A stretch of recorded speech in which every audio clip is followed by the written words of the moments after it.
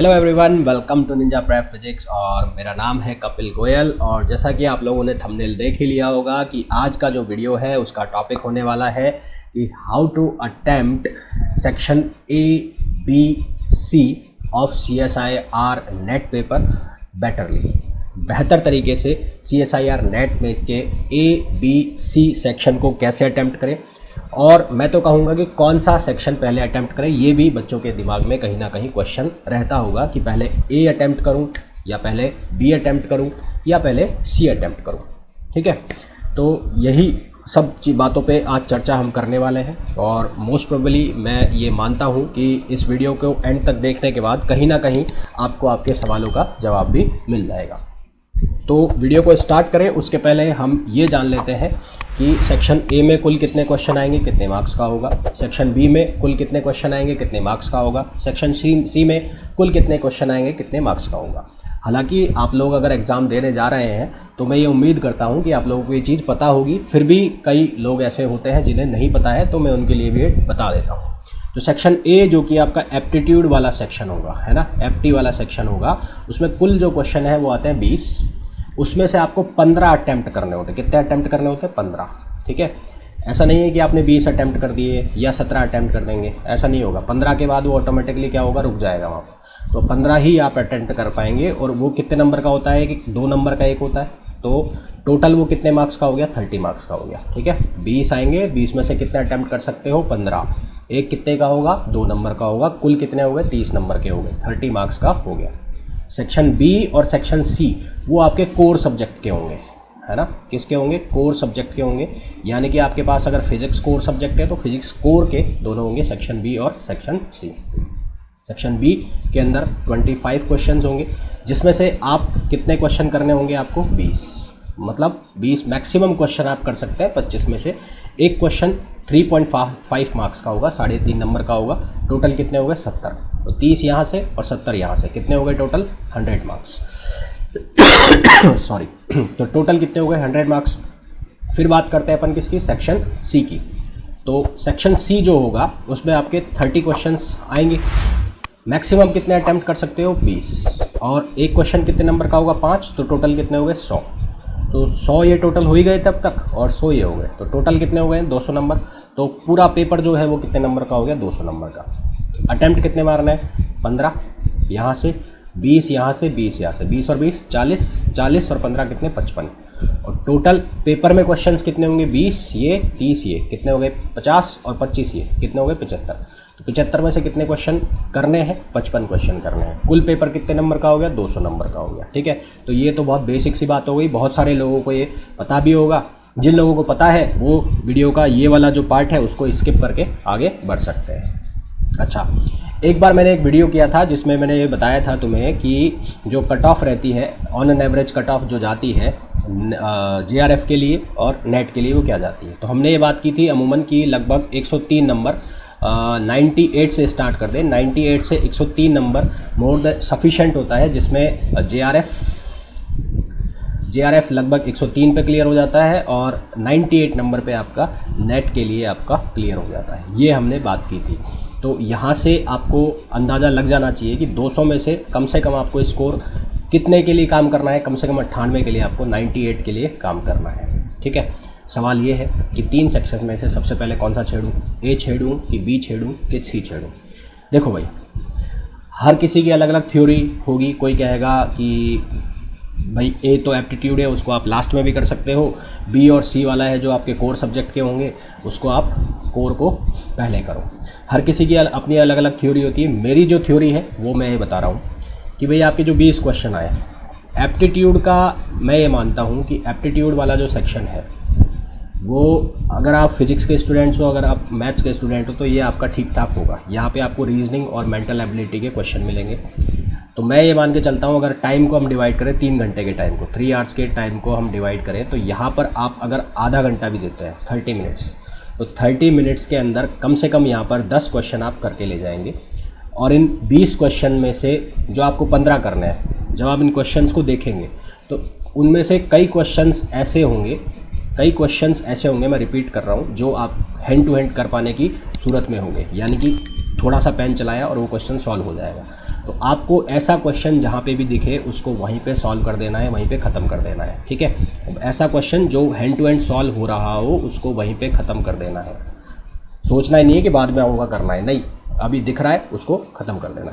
फिर आपको ऐसा भी क्वेश्चन दिखेगा जिसमें आपको ये लगेगा कि यार इसको मैं बाद में कर लूँगा, इसमें मुझे थोड़ा सा पेन चलाना पड़ेगा। तो वो जो थोड़ा सा पेन चलाने वाला जो क्वेश्चन आपको दिखे, ऐसा लगे कि इसमें मेरे को थोड़ा सा पेन चलाना है, तो उस पर आप ऐसे डॉट लगा देना, मार्क लगा देना। मार्क नहीं लगाओ तो आपके पास पेपर रहेगा, CBT वाला पेपर है, वहाँ पर लिख लेना कि ये वाला जो क्वेश्चन है इसको मैं बाद में करूँगा, ठीक है। तो ये तो बात हो गई किसकी, सेक्शन ए की। तो जब आप सेक्शन ए को पहली बार निकलोगे, पहली बार जब क्वेश्चन को देखते हुए आगे बढ़ रहे होगे, तो 10 भी ना माने तो मैं मान के चलता हूँ कि 5 या 6 क्वेश्चन आप कर ले जाओगे यहाँ से, और करीबन 5 के आसपास ही क्वेश्चन ऐसे होंगे, अगर आपकी एप्टीट्यूड वीक भी है तो मैं मान रहा हूँ 5 के आसपास क्वेश्चन ये होंगे जहाँ पर आप ऐसे डॉट मार्क या जिनको आप नोट करके ले जाओगे कि ये क्वेश्चन मेरे को दोबारा मैं आऊँगा तो मैं इनको कर लूँगा, मेरे को पेन चलाने की ज़रूरत है। तो यहाँ तो क्लियर हो गया आपका कौन सा सेक्शन, सेक्शन ए, ये तो निपट गया। अब आ जाते हैं किसमें, कोर में। अब कोर में आते हैं तो सवाल ये है कि सेक्शन बी स्टार्ट करूँ या पहले सेक्शन सी। भाई सेक्शन जो सी है वो ज़्यादा नंबर वाला है, मोटा है, वो उसके पास ज़्यादा मार्क्स है, तो यहाँ से करूँगा तो नंबर ज़्यादा मिलेंगे और यहाँ से करूँगा तो नंबर कम मिलेंगे।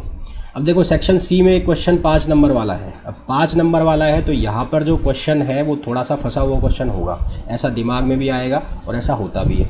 यहाँ पर जो ज़्यादातर क्वेश्चन देखने को मिलेंगे वो सॉलिड स्टेट के मिलेंगे, एडवांस क्वांटम के मिलेंगे, है ना, एडवांस EMFT वाले मिलेंगे।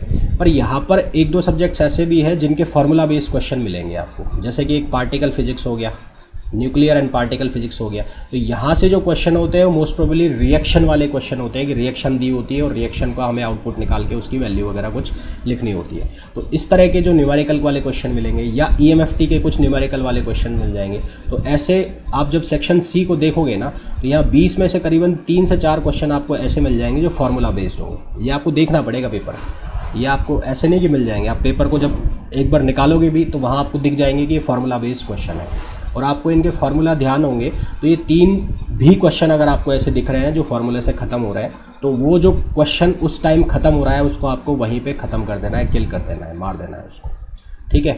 फिर यहाँ पे आपको कई क्वेश्चन ऐसे भी दिखेंगे जो आपको ऐसा लगेगा कि इसको मैं सेकंड बार में कर जाऊँगा, ये टाइम मांगेगा। तो वही जो पहले किया था उन क्वेश्चन के नंबर लिख लिए, नंबरिंग कर ली यहाँ पर। जैसे कि मान लो क्वेश्चन कोई भी है, X question, Y question, Z question, तो ऐसे आपको 6 क्वेश्चन दिख गए जिनको मैं बाद में करूँगा। 7 मतलब जो भी आपका नंबर हो वो दिख गए।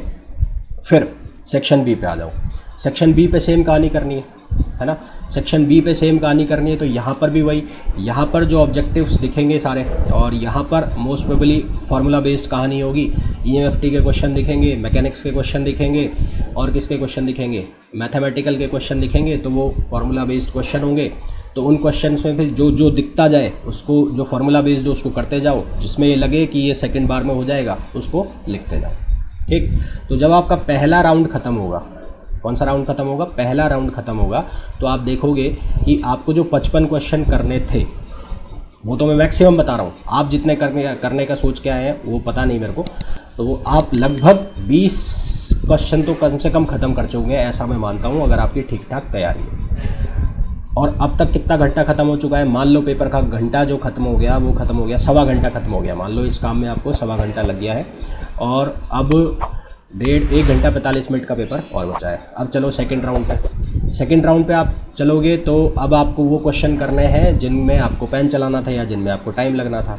तो यहाँ से चालू हुए, तो यहाँ से आपके मान लो 6-7 जो भी क्वेश्चन थे, तो अब इसको यहाँ से चालू मत करो एप्टीट्यूड से, अब इसको कहाँ से चालू करो, सेक्शन बी से, क्योंकि सेक्शन बी और सेक्शन सी के नंबर ज़्यादा है, ठीक है। यहाँ पे आप फंस गए, यहाँ पे ज़्यादा टाइम दे दिया तो अब मामला गड़बड़ हो जाएगा। तो अब चलो कहाँ से, सेक्शन बी से और सेक्शन सी से। तो अब इसमें से आपको चूज़ करना है, सेक्शन बी पहले उठाओगे या सी, तो पहले उठाओ सी के मान लो वो 4 क्वेश्चन थे जिनको आप कर पा रहे हो, तो 4 क्वेश्चन में आपने मान लेते हैं आधा घंटा दे दिया, और यहाँ से आपने 4 भी ना हिल पाए, 3 हिल गए पूरे आपके, तो यहाँ से 3 हिला दिया आपने, और ये 15 नंबर यहाँ से आपके सिक्योर हो गए, यहाँ से चले आगे।